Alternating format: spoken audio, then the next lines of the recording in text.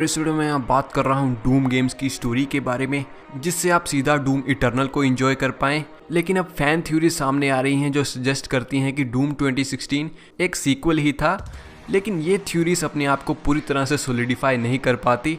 सो इस वीडियो में मैं सिर्फ डूम 2016 की स्टोरी के बारे में बात करूँगा विदाउट एनी थ्योरीज।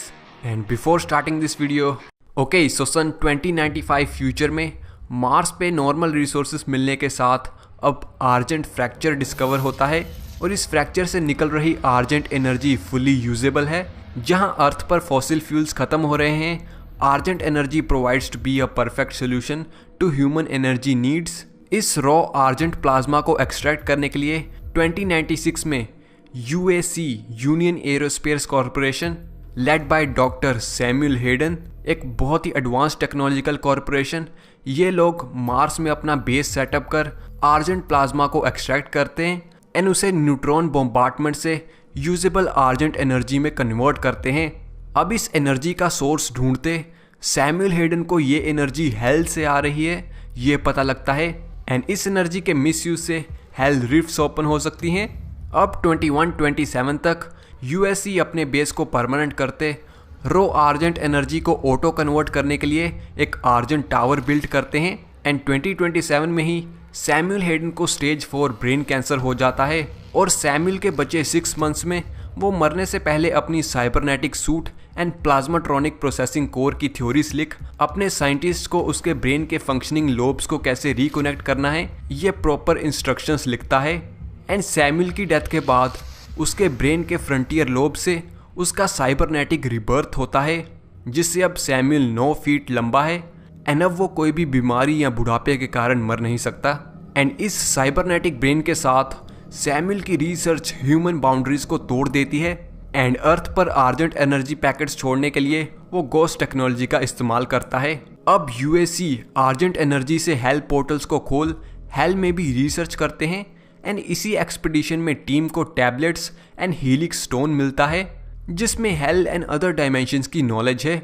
इन्हीं टैबलेट से हेडन को डूम स्लेयर के सरकॉफिगस का पता लगता है, जिसमें लिखा है कि डूम स्लेयर कैसे शताब्दियों से डीमन से लड़ता रहा, कैसे डीमंस डूम स्लेयर के नाम से ही डरते थे एंड कैसे डीमन प्रीस्ट ने इस स्लेयर पर टेम्पर गिराकर उसे कैद किया। इसी से पहले प्रोजेक्ट लाजरस मिशन पे Hayden and marines Doom slayer की कब्र को लाने हेल में कैडिंजर सैंक्टम में जाते हैं। यहाँ सब लोग डीमन से नहीं बचते, लेकिन डूम स्लेयर के सरकॉफिगस को मार्स लैब में लाने में सक्सेसफुल रहते हैं। यहीं से यूएसी डीमंस पर भी रिसर्च करती है और उनके पास मोस्टली सभी डीमंस का डाटा अवेलेबल है। अब हेडन की प्रोटेजे एंड आर्जेंट फैसिलिटी की लीड रिसर्चर ओलिविया पियर्स अपनी तरफ से टेम्पररी हेल पोर्टल्स को खोल देती है। यहीं अब ईयर है 2049। डीमन इस फैसिलिटी में सभी साइंटिस्ट को पोजेस और सभी सिक्योरिटीज को खत्म कर चुके हैं एंड इस बेस पर ऑलमोस्ट सभी लोग मर चुके हैं सिवाय Olivia, Samuel Hayden and AI Vega को छोड़। ओलिविया की सच्चाई पता लगने के बाद हेडन डूम स्लेयर को आज़ाद कर देता है एंड उठते ही डूम गाय अपना काम शुरू कर देता है by killing demons.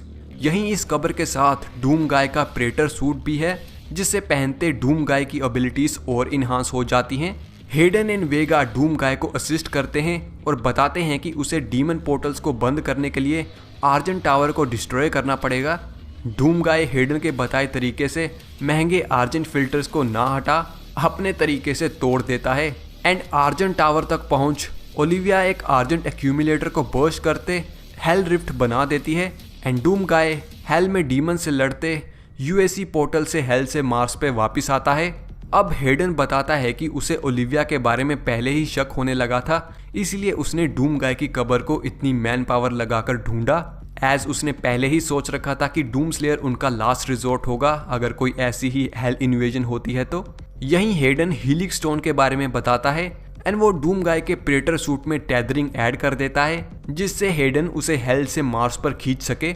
Doom guy को इस स्टोन से क्रूसिबल की विजन दिखती है, जो कि एक की है जो argent energy and in hell portals को बंद कर सकती है।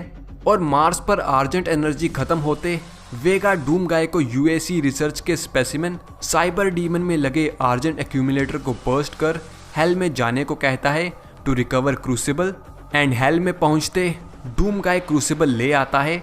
अब आर्जेंट एनर्जी जहाँ से आ रही है वहाँ से पोर्टल्स को बंद करने के लिए सैमुअल वेगा में यूज़ हो रही आर्जेंट एनर्जी को यूज़ करने को कहता है, जिससे वेगा को पूरी तरह से शट डाउन करना पड़ेगा।